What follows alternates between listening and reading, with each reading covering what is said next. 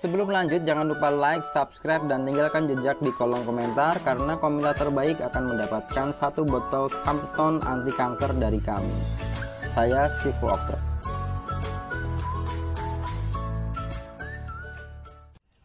Bismillahirrahmanirrahim. Assalamualaikum warahmatullahi wabarakatuh. Selamat pagi teman-teman, ketemu lagi dengan saya Sifu Oktra.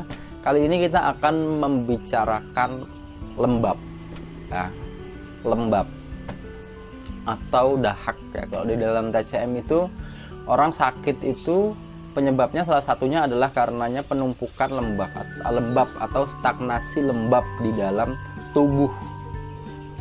Nah, permasalahannya adalah seseorang kalau sudah terserang lembab, maka dia akan sulit sembuh ya.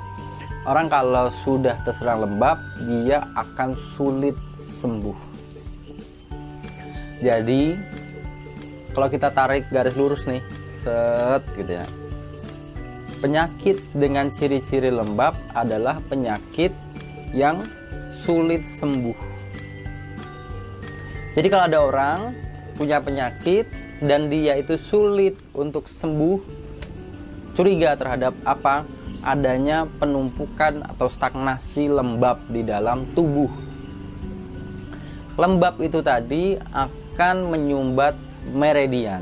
Ketika meridian sudah tersumbat, maka aliran qi, aliran energi dia akan tidak lancar. Kalau qi-nya tidak lancar, maka yang lain juga tidak lancar. Peredaran darah tidak lancar, lalu peredaran nutrisi ataupun Qin-Ye-nya nanti jadi dia tidak lancar, sehingga di situ akan ditemukan sebuah permasalahan kesehatan. Jadi terkadang sumber ataupun penyebab permasalahan-permasalahan kesehatan yang berat itu yang kita anggap tidak bisa sembuh tadi, penyebabnya sederhana, adalah karena penumpukan lembab di dalam tubuh. Nah, hanya saja karena kita tidak tahu ilmunya, karena kita tidak tahu bagaimana cara mengatasinya, maka kita jadi bingung, jadi panik. Seakan-akan kalau udah kena permasalahan kesehatan tadi yang nggak sembuh-sembuh tadi, dunia berakhir. Akan kita bahas supaya teman-teman berubah pola pikirnya, mindsetnya, tidak usah bingung lagi.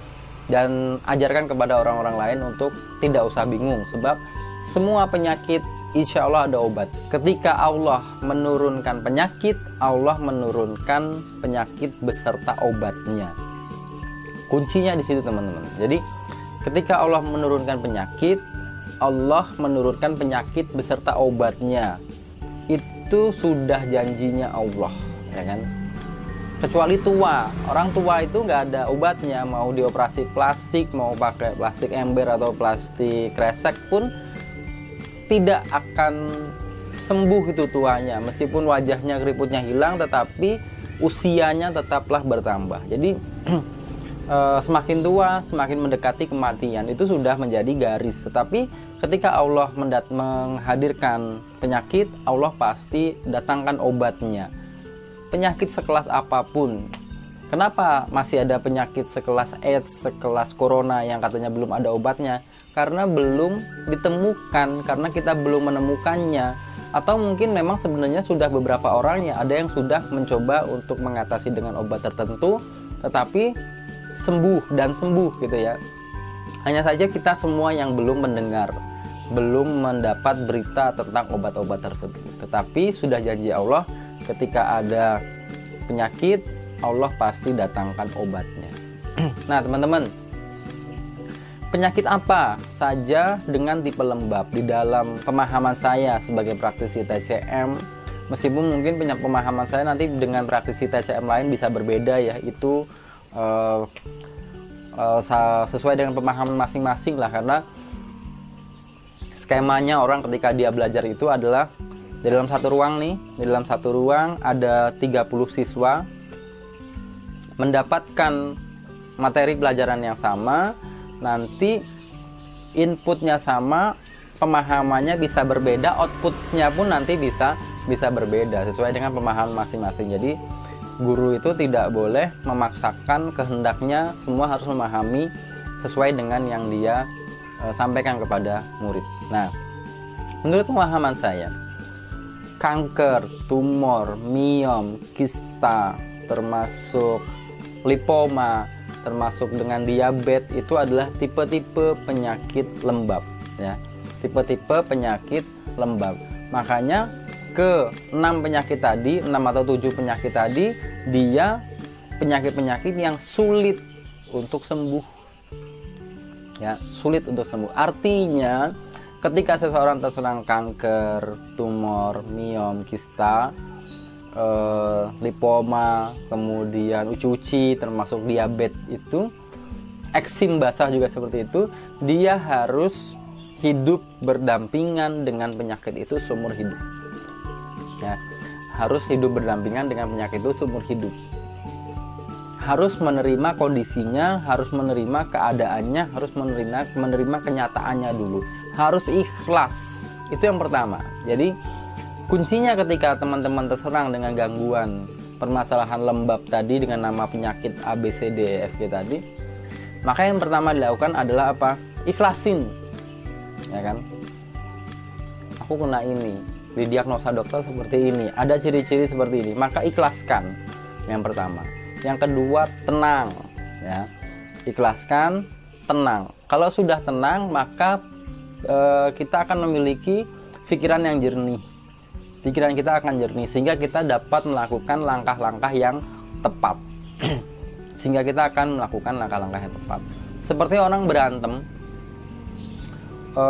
nih, sama-sama emosi nanti pilihannya ada dua, yaitu babak belur atau parah kondisinya gitu kan.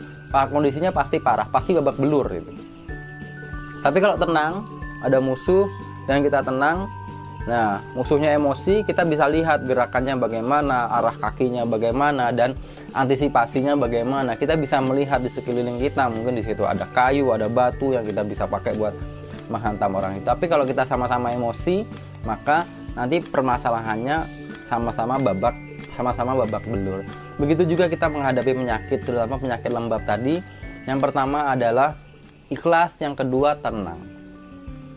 Yang ketiga, bagi para penderita kanker, tumor, miom, kista, dan lain sebagainya yang saya sebutkan tadi, mulai hari ini, mulai detik ini, nyatakan cerai sama gula.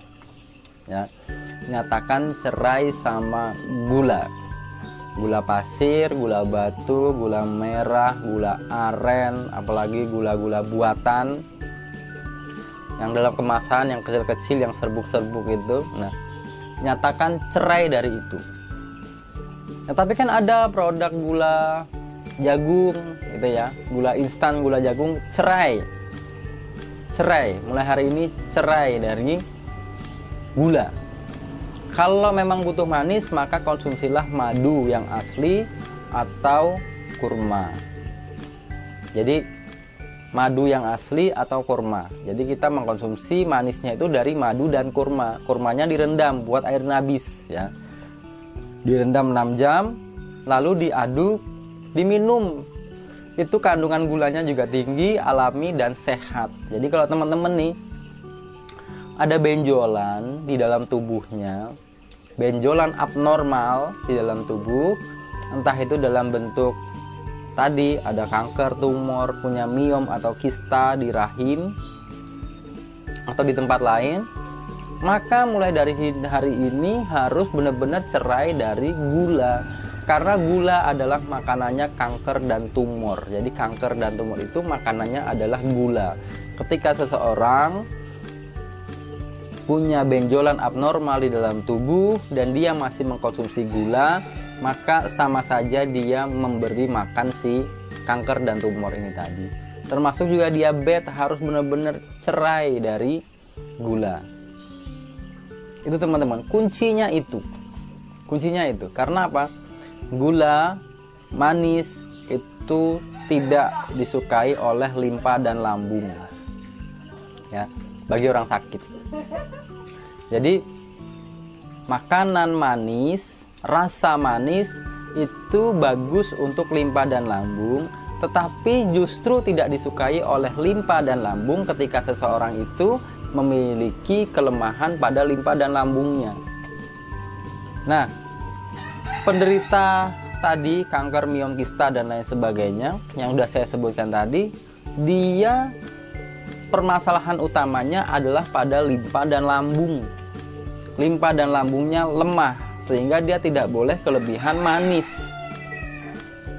Manis yang masuk ke limpa dan lambung tidak bisa dicerna baik oleh limpa dan lambung sehingga dia menumpuk di meridian.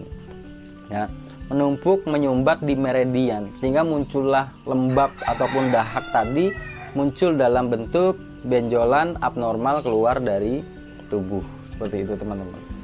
Itu skema pertama ya, meskipun ada banyak diagnosa nanti untuk kanker dan tumor ini. Ada banyak diagnosa. Ini baru satu diagnosa, yaitu karena lembab. Nanti ada kanker dan tumor yang muncul karena penumpukan emosi atau emosi yang dibiarkan. Tetapi ini satu dulu akan kita bahas, yaitu kanker dan tumor yang disebabkan karena lembab. Nah, itu yang pertama. Yang kedua, teman-teman perbanyak konsumsi buah dan sayur. Jadi memperbanyak konsumsi buah dan sayur. Hindari daging merah, terutama daging sapi dan daging ayam negeri. Itu dihindari. Teman-teman konsumsinya buah dan sayur, ikan boleh ya. Diutamakan ikannya itu adalah ikan laut. Jadi konsumsi buah apapun, sayur apapun, kemudian juga boleh makan ikan, boleh makan dagingnya daging kambing. Selain daging kambing tidak boleh. Itu yang kedua. Yang ketiga, mengkonsumsi herbal-herbal yang sifatnya hangat. Hangat ya, bukan panas ya. Hangat itu ada adas, ada kapulaga. Kemudian kalau mau manis bisa dikasih kayu manis ya. Adas, kapulaga, sereh itu hangat. Bisa teman-teman konsumsi.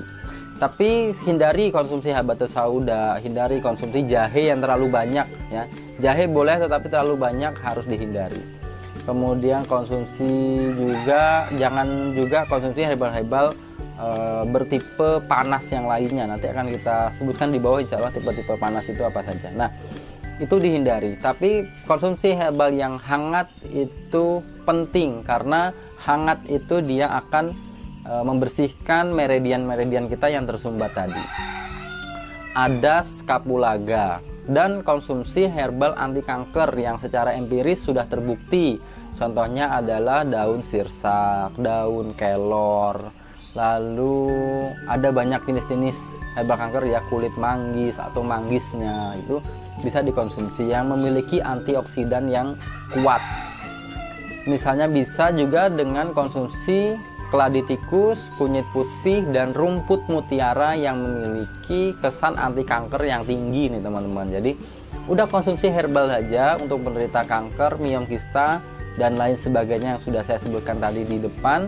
Maka konsumsi herbal-herbal yang saya sebutkan tadi rutin selama 3 bulan. Rutinkan selama 3 bulan. Nanti kalau udah 3 bulan berhenti, jalani hidup normal selama 2 minggu. Lalu setelah itu konsumsi herbal lagi.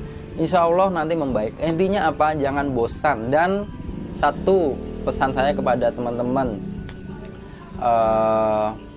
para penderita kanker, tumor, dan lain sebagainya sudah saya sebutkan tadi di depan. Jangan stres ya, jangan stres, tetap tenang, yakin semua penyakit pasti akan sembuh karena ketika Allah kasih penyakit, Allah turunkan obatnya. Kalau ada pertanyaan seputar penyakit-penyakit yang tadi udah kita bahas, teman-teman bisa tanyakan di kolom komentar. Jangan lupa like dan subscribe. Mudah-mudahan apa yang kita sampaikan hari ini bermanfaat. Assalamualaikum warahmatullahi wabarakatuh. Saya Sifu Oktra.